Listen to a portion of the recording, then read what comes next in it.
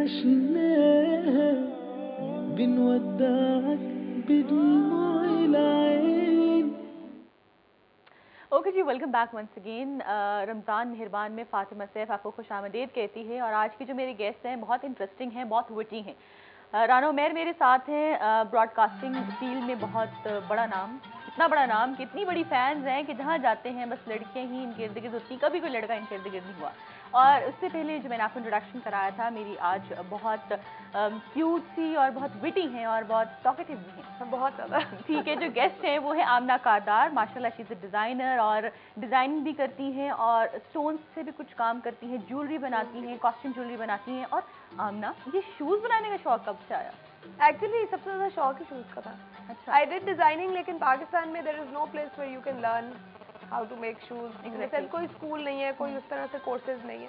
तो फिर fashion designing जब मैंने 4 साल की कर ली थी, तो I wanted to do something different and I wanted to do something जो कि पहले नहीं हुआ था। I wanted to pioneer in something. तो जब मैंने ये कर लिया था, that's when I started doing accessories, jewellery, costume jewellery का। तब पाकिस्तान में इतना फैशन था नहीं, गोल्ड का ज्यादा वो था। अब तो गोल्ड इतना महंगा हो गया, गोल्ड एक तो इतना महंगा हो गया और प्लस कॉस्ट्यूम ज्वेलरी अब देखो ना, मतलब इट्स सो कन्वीनियंट। आप जितने, मेरी भी शादी हुई हुई है, मतलब जितने मेरे गोल्ड के सेट्स हैं वो सब लॉकर में पड़े हैं और वो लॉकर में ही पड़े रह जाते हैं अनलेस योर ब्रदर और योर सिस्टर और योर भाभी और your nanad gets married, otherwise they're always in the your gold sets, your ghagras and your sherwani वो आपकी तभी यूज होती हैं कि जब आपके किसी क्लोज फैमिली मेंबर्स की जो है वो। और अगर आपको कोई बहन भाई हो ना तो फिर आपकी नंद भाभी टाइप, यू नो, मतलब क्लोज कोई रिलेशन हो तो बंदा इतनी मेहनत करता है हर शादी के ऊपर लॉकर में। And also the thing is कि अगर आपने शादियों वगैरह पे पहननी है या किसी लॉन्च पे पहननी है, पार्टी पे पहननी है, यू लूज एन इयरिंग, तो कितना दुख होता है। अगर 3000 का इयरिंग गुम जाए, शादी का पूरा साल खराब हो जाता है। गोल्ड इतना महंगा है, it's not cheap any more. तो अगर एक 3000 का 2000 का इयरिंग है वो गिर भी जाए तो इतना दुख नहीं होता है। एग्जैक्टली। अच्छा उमैर, आप बताइए, 4 ऑडिशंस में आप फेल थे, 5वें में पास हो गए। इस चीज के ऊपर फंस गई। वो बेसिकली कुछ थोड़ी सी मेरी कैफियत को इस तरह से भी समझ सकती है क्योंकि वो भी एक जमाने में फेल हुई थी। नहीं है, नहीं मैं तो पहले में पास हो गई। वो उनके ताल्लुक इस फील्ड से रह चुका है। अब माशाल्लाह से जो है वो दूसरी से बात, क्योंकि बेसिकली वही बात होती है ना, गिरते हैं शायद सवारी मैदान जंग में। तो एक ऐसी लगन थी उस टाइम पे कि मुझे याद है, मैंने पहला ऑडिशन जब दिया था ना, तो मैं एक रटाई चीजें बोल के सब याद करके गया हुआ था। बिल्कुल याद है। क्या कहा? बस वो मैं कहता हूँ तेज काम शुरू हो गई थी, तो मुझे बस मैंने जो रट्टा लगाया, रट्टा जितनी जल्दी याद होता है उतनी जल्दी भूलता भी नहीं। वो रट्टा भूला नहीं था, मतलब मैं पूरा बोल के आ गया। तो मुझे याद है मेरी प्रोड्यूसर थी रेडियो पाकिस्तान की, एक बहुत सीनियर है यास्मीन उदा साहिबा। तो उन्होंने आके मुझे कहती बेटा कोई मसला, कोई टेंशन हुई है आपको? मैंने कहा नहीं। कहती आप इतना तेज ऐसे कर रहे हो जैसे पता नहीं आपको यहाँ पे इस तरह का कर रहे हो।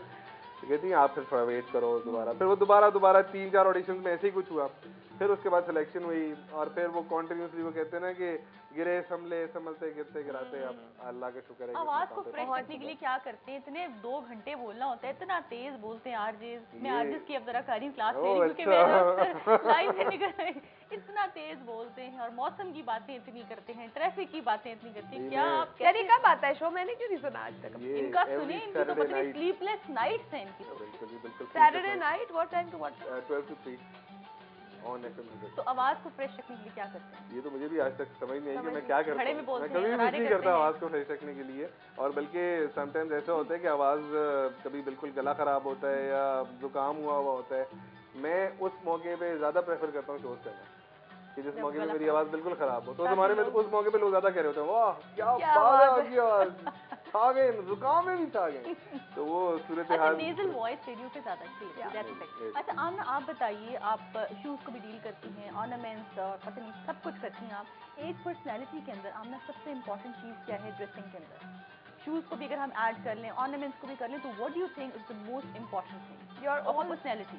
यार you have to have your own style. Following fashion is going to take you nowhere अगर आपका अपना कोई स्टाइल नहीं है। मतलब फैशन चेंज होता रहता है कॉन्स्टेंटली। और अगर छोटी कमीजें फैशन में और पटियाला शलवारें फैशन में है और सिर्फ फैशन फॉलो करने के चक्कर में आपका वो पूरा फिजिक जो है उसको कॉम्प्लीमेंट नहीं करती है तो फिर फैशन करने का कोई फायदा नहीं है। आपका अपना पर्सनल स्टाइल आपकी हर किस्म की ड्रेसिंग में बहुत ज़रूरी है, चाहे वो ज्वेलरी में हो या जो जूते पहने हो या जो वॉच पहनी हो।